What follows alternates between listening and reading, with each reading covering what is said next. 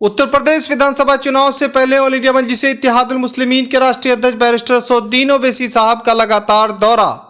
उत्तर प्रदेश के स्थानीय लोगों में मजलिस-ए इत्तेहादुल मुस्लिमीन के प्रति बदलता सोच। ओवैसी बहुत अच्छे लीडर है, बोलता लीडर है, मुसलमान के हमदर्द है। और रही बात यह कि मुसलमान को अब उनका सपोर्ट करना चाहिए, उनकी पार्टी का सपोर्ट करना चाहिए। जो भी कैंडिडेट खड़े करे, हिंदू या मुसलमान, उनका सपोर्ट करें।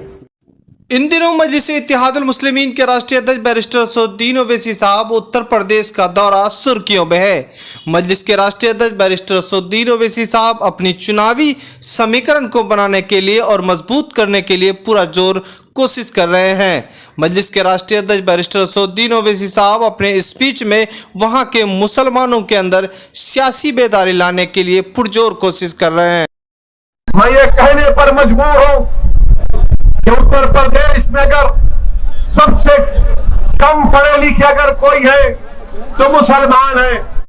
मजलिस-ए इत्तेहादुल मुस्लिमीन के राष्ट्रीय अध्यक्ष बैरिस्टर सौद्दीन ओवैसी का उत्तर प्रदेश दौरे से वहां पर सियासी बेदारी आई है।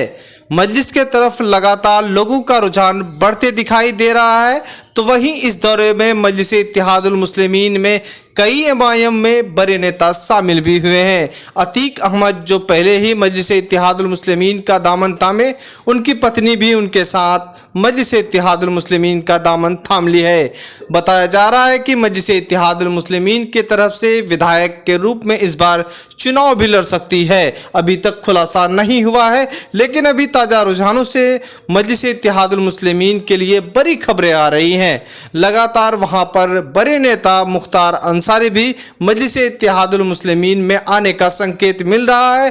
तो वहीं अब मजलिस-ए इत्तेहादुल मुस्लिमीन जो है आजम खान को भी लगातार सुर्खियों में आ रहा है।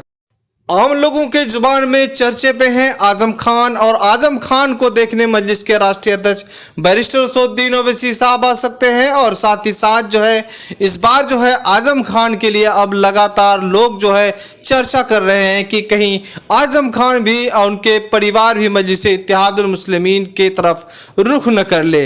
अब लगातार बढ़ती हुई दिखाई दे रहा है तादाद, मजलिस-ए इत्तेहादुल मुस्लिमीन के लोग जो है शामिल हो रहे हैं, वहाँ के बड़े नेता भी शामिल हो रहे हैं। डॉक्टर मन्नान साहब पिछले दिनों पीस पार्टी छोड़कर मजलिस-ए इत्तेहादुल मुस्लिमीन का दामन थामे थे, और लगातार जिस तरह से बिहार में लोग जो है दिगर सियासी पार्टियों को छोड़कर मजलिस के दामन थामने लगे थे, उसी तरह से उत्तर प्रदेश का सिलसिला अभी शुरू हो चुका है।